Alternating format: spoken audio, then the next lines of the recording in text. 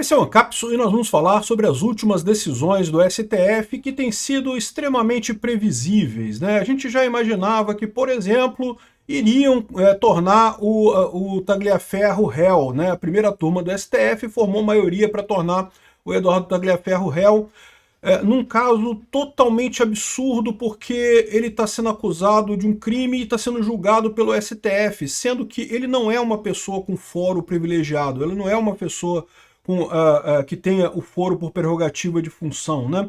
Lembra, o foro de prerrogativa por função, as pessoas que são julgadas no STF são porque elas são parte do governo. Cidadão comum, como é o caso do Tagliaferro, deveria ser julgado por um juiz de primeira instância. Não existe foro de prerrogativa da vítima. Se ele atacou o STF, não é o STF que julga ele. Aliás, o ideal seria que não fosse, exatamente para evitar a confusão do juiz com a vítima, né?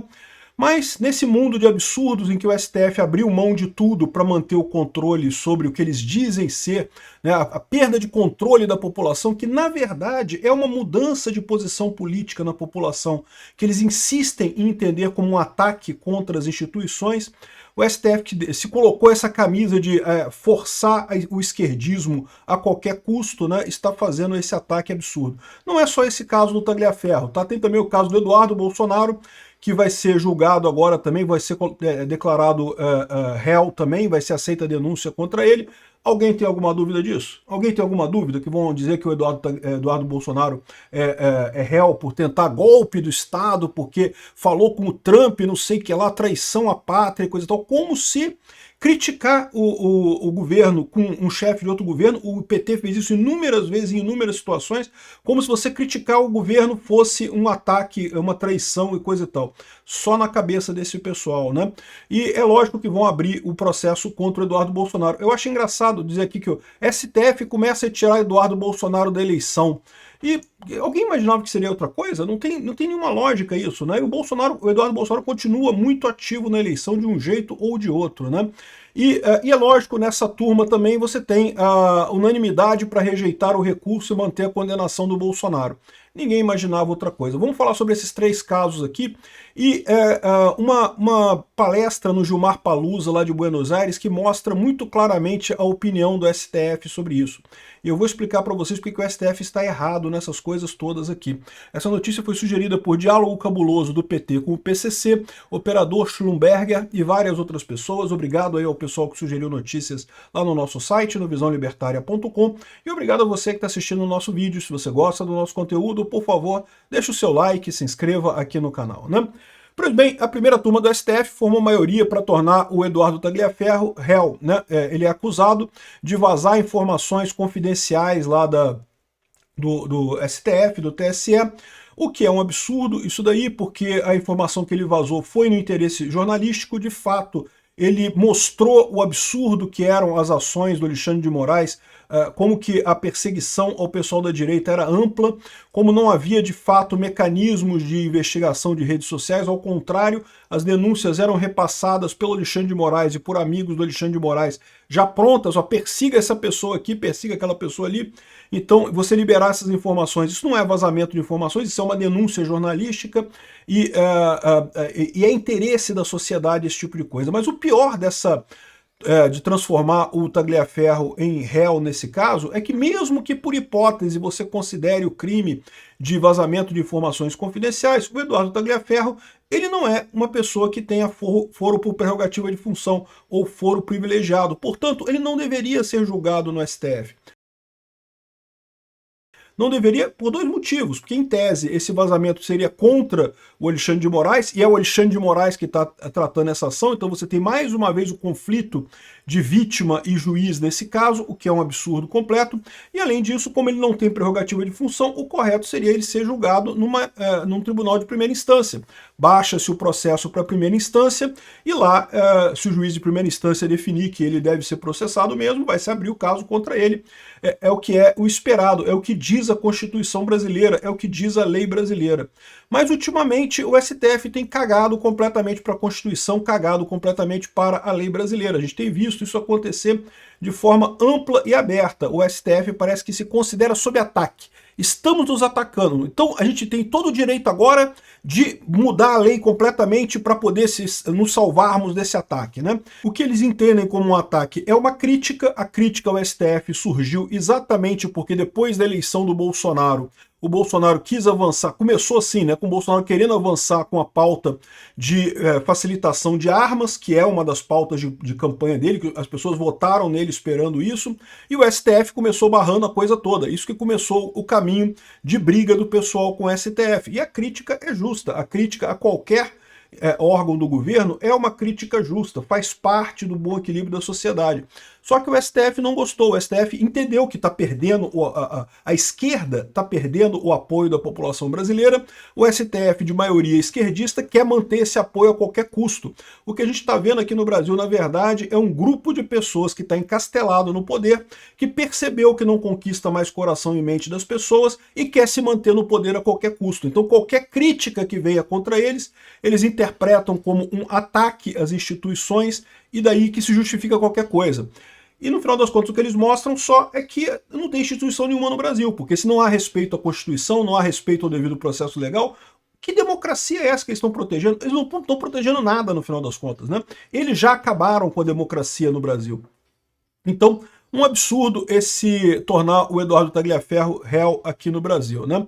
Eu imagino que a pressa que eles estão para isso é porque provavelmente a justiça da Itália não faria a extradição de alguém que é meramente com prisão preventiva, que é o caso do Tagliaferro. Eles querem agora condenar o Tagliaferro rápido, porque aí eles cumpririam a condição dele já ter sido condenado na justiça. Só que é um absurdo isso, porque a verdade é que isso não é o devido processo legal. Você não corrige a coisa acelerando o devido processo legal. O devido processo legal requer o juiz natural e tudo mais. Um absurdo isso, né? O Leonardo Sakamoto, esquerdista aqui do UOL, está comemorando que o STF começa a tirar Bolsonaro da eleição para alegria de Tarcísio. Isso daqui é lógico, é porque a esquerda quer jogar intriga na direita, colocando como se o Eduardo Bolsonaro e o Tarcísio estivessem em lados opostos.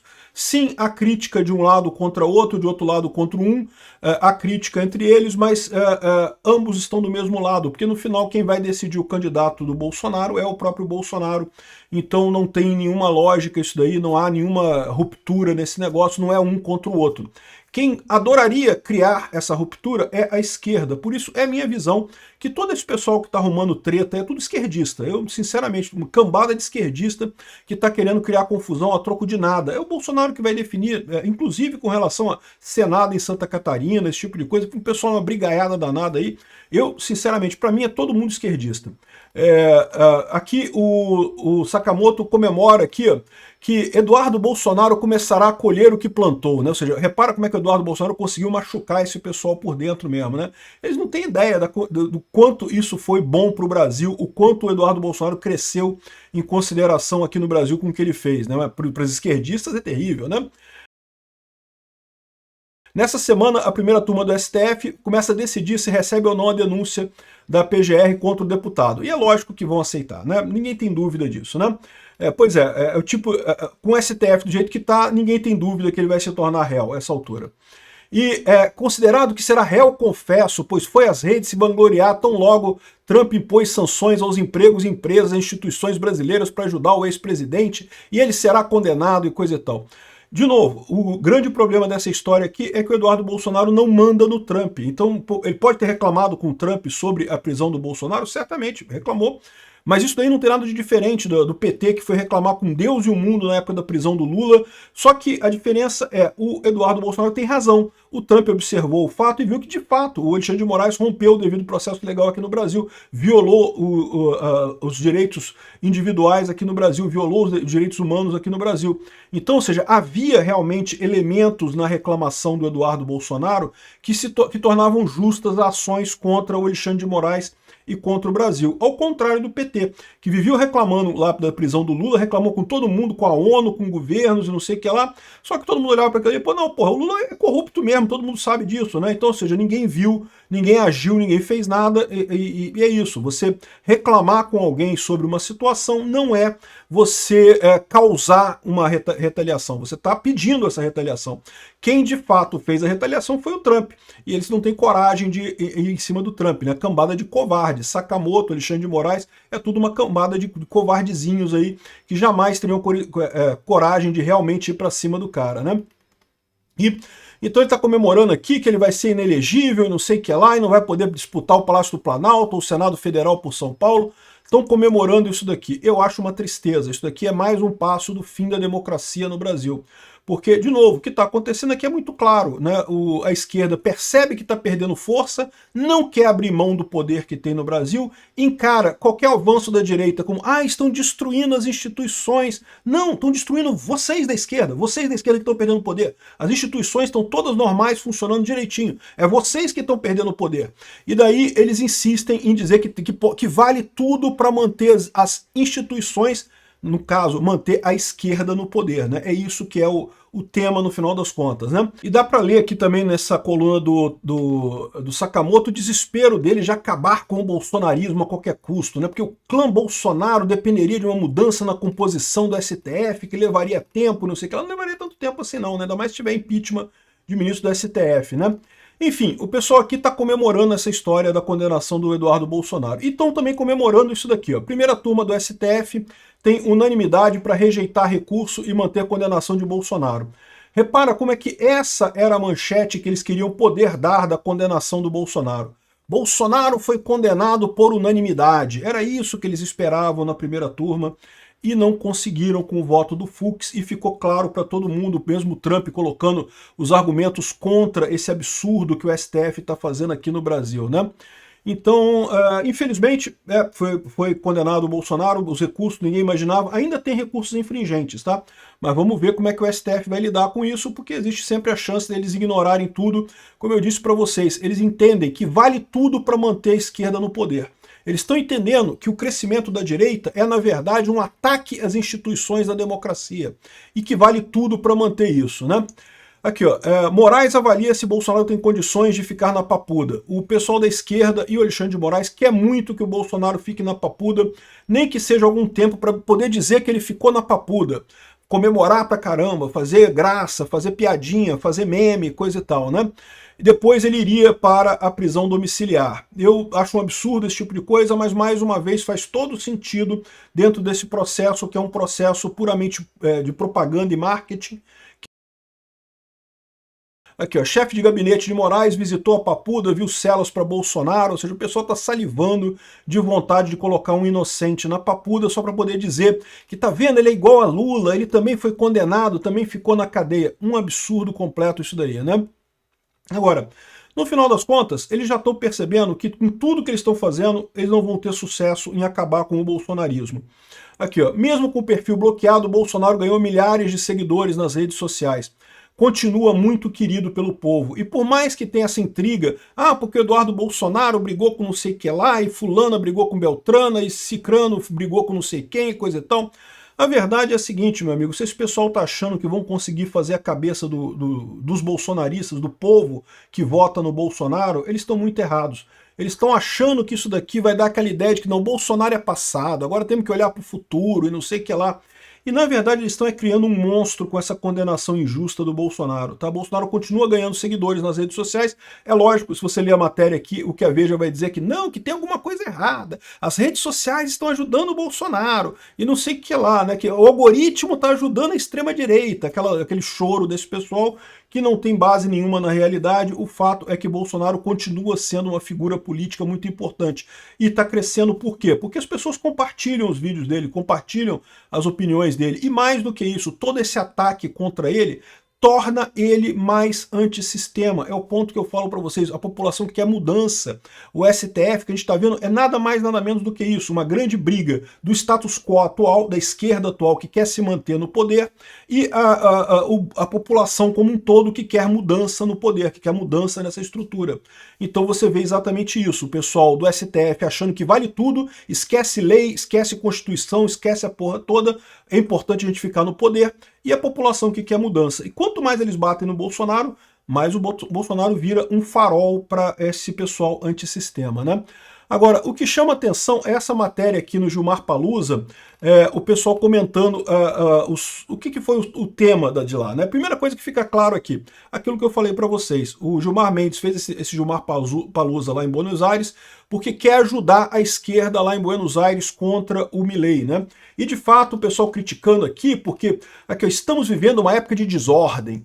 Quem é que acha que está com desordem? Quem está sendo ameaçado. Quem hoje é o dono da ordem atual, do status quo atual, e está sendo ameaçado, né? Esse pessoal, não, que a época de desordem, coisa e tal. Desordem aonde? A gente é cansado de vocês, pô. Vocês é que tem que sair daí para dar espaço à nova geração de políticos, né? O mundo está vivendo a época mais perigosa para a esquerda, né? Ele bota democracia aqui, mas vocês sabem que a esquerda chama democracia de esquerda, né? Porque se a democracia de verdade seria o respeito ao interesse do eleitor, deveria ter permitido o Bolsonaro concorrer e acabar com as restrições de armamento e tudo mais, né?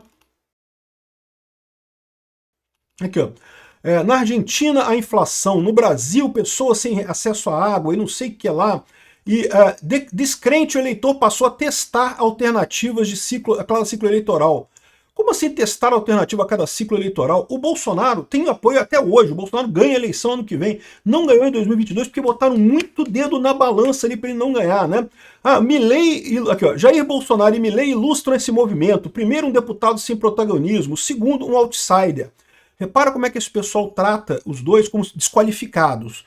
Quando não é exatamente o que o povo quer, mudança, quer tirar essa corja que está na elite aristocrática socialista do Brasil há tanto tempo. É isso que o povo quer, né? Aqui, ó, ambos ascenderam ao poder sob promessa de que resolveriam os problemas do país, mas não na lentidão da democracia. Como assim? Quem foi contra a democracia? Nem o Bolsonaro, nem o Milei, nenhum dos dois foi contra a democracia. O Bolsonaro fez as mudanças que queria fazer e obedeceu todas as leis do STF, todas as regras do STF, todas as decisões do STF, as mais absurdas inclusive, e manteve tudo nas 4 linhas direitinho. O Milei também, em momento algum, foi contra a democracia. Repara, é o que eu falo para vocês, eles não querem, eles criticam a democracia para esse pessoal aqui, é a esquerda. Eles querem manter a esquerda no poder. Aí tá aqui, ó, o judiciário também se vale dessa justificativa em prol de salvar a democracia. Aí é um ponto importante que eu falo para vocês aqui. Um caminho tão perigoso que compromete o equilíbrio democrático e esvazia o consenso político.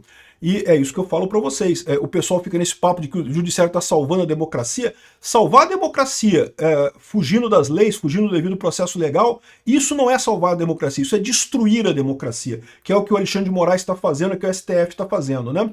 Mas aí no final aqui o pessoal complementa com um problema. Aí eles vão falando esse negócio aqui, escute aqui, ó. E qual que é o resultado? O que eles concluíram que foi o erro disso daqui, né?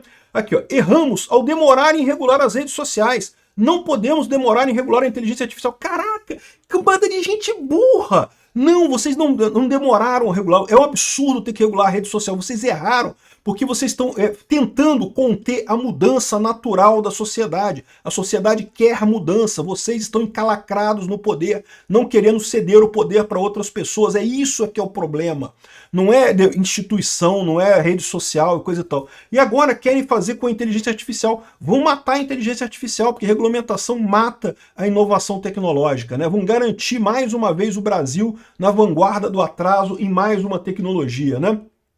Então, ou seja, no final o pessoal continua se revoltando, achando que o problema é a rede social, a inteligência artificial e coisa e tal. E eu fico muito feliz quando eu vejo isso aqui. Sabe por quê? Porque esses caras, eles não têm nenhuma noção do que está acontecendo, eles estão completamente perdidos. Essa narrativa deles aqui está completamente perdida, descolada da realidade. Só me faz ter certeza que é questão de tempo para esse pessoal cair. Eles são burros, eles são idiotas no final das contas. Esse cambado do Gilmar Mendes, do STF, essa turma de pseudo-intelectuais deles ali, são uma cambada de burros. Então é questão de tempo para esse pessoal cair.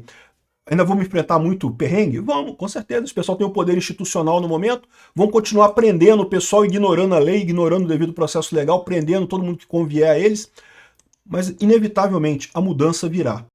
Obrigado por assistir nosso vídeo até o final. Tem alguns links para você nos ajudar aí na tela e também na descrição desse vídeo. Contribua com o nosso projeto.